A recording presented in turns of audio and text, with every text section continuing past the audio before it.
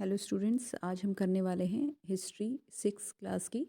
अध्याय 10 है नए साम्राज्य और राज्य। इसका पहला पार्ट हम कर चुके थे और आज हम इसके दूसरे पार्ट पे हैं। अगर आपने वो नहीं देखा है पहले उसे जाकर देखिए, जिससे आप इसे अच्छे से समझ पाएँ। तो शुरू करते हैं। पेज नंबर 106, ये एनसीईआरटी की पुस्तक पर ही आधारित है। लाइन बाय लाइन इसको पढ़ के हम समझने की कोशिश करेंगे, ठीक है। तो देखते हैं, पहले पार्ट में हम यहाँ तक कवर कर चुके थे। अब हम यहाँ देखेंगे कि हर्षवर्धन तथा हर्षचरित, जिस तरह गुप्त वंश के शासकों के बारे में पहले पार्ट में, जैसा कि मैं आपको थोड़ा सा रिकैप दिलवा दूँ कि समुद्रगुप्त के बारे में हम देख रहे थे। हरिसेन ने प्रयाग प्रशस्ति लिखी थी इलाहाबाद में जो है। तो प्रशस्ति जो होती है वो प्रशंसा होती है बेसिकली। तो उनकी प्रशंसा की गई थी और उस प्रशस्तियों से भी हमें उस समय के इतिहास का ज्ञान होता है। तो ये इतिहास के नज़रिए से इस तरह से महत्वपूर्ण है। तो आइए देखते हैं कि हर्षवर्धन जो राजा थे, उनकी जो प्रशस्ति थी या उनके शान में किसने क्या लिखा था, ये देखते हैं। जिस तरह गुप्त वंश के शासकों के बारे में अभिलेखों और सिक्कों से पता चलता है, उसी तरह कुछ अन्य शासकों के बारे में उनकी जीवनी से पता चलता है। ऐसे ही एक राजा थे हर्षवर्धन, जिन्होंने करीब 1400 साल पहले शासन किया। उनके दरबारी कवि थे बाणभट्ट। उन्होंने संस्कृत में उनकी जीवनी हर्षचरित लिखी है। तो जीवनी क्या होती है? किसी के जीवन पर आधारित एक खाका खींचा जाता है कि इसका जीवन कैसा है और इन्होंने क्या क्या कार्य करे हैं, क्या क्या बड़े बड़े कार्य करे हैं अपने जीवन काल में। और ये अमूमन किसी महत्वपूर्ण व्यक्ति, किसी शासक के लिए या इस तरह से ही लिखी जाती है, इन लोगों के लिए ही, जिन्होंने कुछ बड़ा कार्य अपनी लाइफ में किया हो। इसमें हर्षवर्धन की वंशावली देते हुए उनके राजा बनने तक का वर्णन है। तो इसमें हमें महत्वपूर्ण बात ये भी है कि इनकी वंशावली पता लगती है। वंशावली जैसे हम पहले भी देख चुके हैं इसके पहले भाग में, कि पूरे वंश में इनसे पहले कौन राजा था, दादा परदादा ना, और अभी जो हैं राजा, उनके आगे कौन राजकुमार है। तो ये पूरी वंशावली हमें देखने को मिल जाती है। चीनी तीर्थयात्री जो ह्वेन सांग, जिन्हें ह्वेन सांग भी कहते हैं मोस्ट पॉपुलरली, वो भी इनके ही समय में आए थे। इनके बारे में आपने अध्याय 9 में पढ़ा है। काफ़ी समय के लिए हर्ष के दरबार में ये रहे। उन्होंने वहाँ जो कुछ देखा उसका विस्तृत विवरण दिया है और उससे भी हमें क्या होता है कि इस समय के इतिहास का काफ़ी हमें जानकारी प्राप्त होती है। आगे बढ़ते हैं, पेज नंबर 107 पर आइए। हर्ष अपने पिता के सबसे बड़े बेटे नहीं थे, पर अपने पिता और बड़े भाई की मृत्यु हो जाने पर थानेसर के ये राजा बने। उनके बहनोई थे। कन्नौज मानचित्र 7 देखना है 105 पृष्ठ पर। ये देखिए, ये कन्नौज है, ये दिखाना चाह रहे हैं ये, और ये है थानेसर। ठीक है, तो इन्होंने इस एरिया को संभाला। आइए फिर से वापस चलते हैं।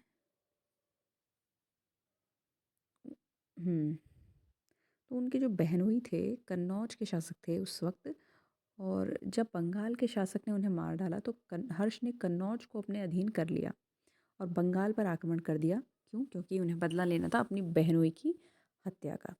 मगध और बंगाल को जीतकर उन्होंने पूर्व में जितनी भी सफलता मिली थी, उतनी सफलता अन्य जगहों पर नहीं मिली। ठीक है, तो उन्होंने मगध भी जीता, बंगाल भी जीता, लेकिन अन्य जगहों पर वो इतना कोई ख़ास कमाल नहीं कर पाए। जब उन्होंने नर्मदा नदी को पार कर दक्कन की ओर बढ़ने की कोशिश की, तब चालुक्य नरेश पुलकेशिन द्वितीय ने उन्हें रोक लिया। ठीक है, तो अब इसमें है एक, जैसा कि आप यहाँ देख सकते हैं, भारत का राजनीतिक मानचित्र देखो और सूची बनाओ कि जब हर्षवर्धन बंगाल नर्मदा तक गए होंगे तो आज के किन राज्यों से गुजरे होंगे। तो ये एक बहुत ही महत्वपूर्ण वो है। तो आप देखते हैं यहाँ पर मध्य प्रदेश है, ठीक है, और इधर गुजरात है, यहाँ राजस्थान तो ऊपर हो गया, इधर महाराष्ट्र है, तो ये दक्कन की ओर, ये दक्कनी पठार है। तो यहाँ पर अगर ये गुजरे हैं, इधर आंध्रा है। आज का जो वर्तमान सिनेरियो पूछा जा रहा है आपसे, तो तब वो कहाँ कहाँ से गुजरे होंगे ये आपको बताना है, क्योंकि ये थानेसर में थे वैसे, लेकिन फिर ये कन्नौज आ गए थे। उसके बाद ही इन्होंने यहाँ को प्रस्थान किया था, लेकिन ये इन्हें रोक दिया गया पुलकेशिन द्वितीय द्वारा।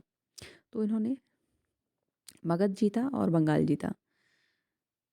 चलिए आगे देखते हैं। पल्लव, चालुक्य और पुलकेशिन द्वितीय की प्रशस्तियाँ।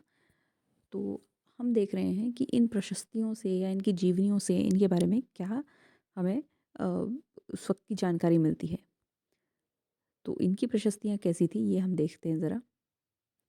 तो इस काल में क्या हुआ, पल्लव, चालुक्य दक्षिण भारत के सबसे महत्वपूर्ण राजवंश थे। पल्लवों का राज्य उनकी राजधानी कांचीपुरम के आसपास के क्षेत्रों से लेकर कावेरी नदी के डेल्टा तक फैला था, जबकि चालुक्य जो थे उनका राज्य कृष्णा और तुंगभद्रा नदी के बीच में था।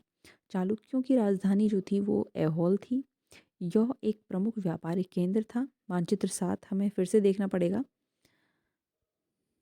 ये देखिए, जो पल्लव हैं इधर है ये कांचीपुरम, ठीक है। और जो चालुक्य हैं ये ऐहोल में आते हैं, इधर कर्नाटक अभी का वाला एरिया, ठीक है। तो ये हम मैप के ज़रिए भी इन्हें देखते रहेंगे कि कहाँ पर ये चीज़ें सिचुएटेड थी, इनका राज्य, ठीक है। तो ये क्या करते थे, चालुक्यों की राजधानी ऐहोल थी। यह महत्वपूर्ण व्यापारिक केंद्र था। धीरे धीरे एक धार्मिक केंद्र भी बन गया जहाँ कई मंदिर थे। पल्लव चालुक्य एक दूसरे की सीमाओं का अतिक्रमण करते थे, यानी एक दूसरे की सीमाओं में आते जाते रहते थे अनाधिकृत रूप से। मतलब उन्हें अधिकार नहीं था, फिर भी वो अतिक्रमण कर जाते थे। मुख्य रूप से राजधानियों को निशाना बनाया जाता था, जो कि समृद्ध शहर थे। पुलकेशिन द्वितीय सबसे प्रसिद्ध चालुक्य राजा थे, ठीक है। तो ये कौन थे, चालुक्य थे पुलकेशिन द्वितीय। उनके बारे में हमें उनके दरबारी कवि जो थे वो रवि कीर्ति द्वारा रचित प्रशस्ति से पता चलता है। तो रवि कीर्ति जो पहले के ज़माने में जो दरबार में होते थे, तो ये लोग कवि रखते थे या लेखक रखते थे अपने लिए, जो इनके लिए जीवनी या फिर कुछ ऐसी प्रशस्तियाँ या कुछ काव्य रचे इनके प्रशंसा में। तो उससे हमें उनके बारे में पता चलता है। उनके पूर्वजों, खासतौर पर पिछली 4 पीढ़ियों के बारे में बताया गया है। पुलकेशिन द्वितीय अपने चाचा को यह अपने चाचा से राज्य मिला था, ठीक है। तो हम आगे देखते हैं।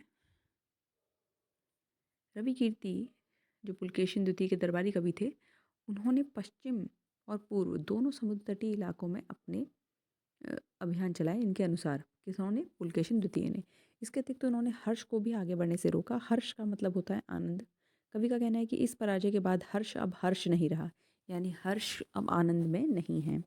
पुलकेशिन द्वितीय ने पल्लव राजा के ऊपर भी आक्रमण किए, जिसे कांचीपुरम की दीवार के पीछे शरण लेनी पड़ी। पर चालुक्यों की विजय अल्पकालीन थी। लड़ाई से दोनों वंश दुर्बल होते गए। पल्लव चालुक्यों को अंततः राष्ट्रकूट और चोल वंशों ने समाप्त कर दिया। और इनके बारे में तुम पढ़ोगे कक्षा 7 में। तो वे कौन से शासक थे जो तटों पर अपना नियंत्रण करना चाहते थे, अध्याय 9 को हमें देखना है।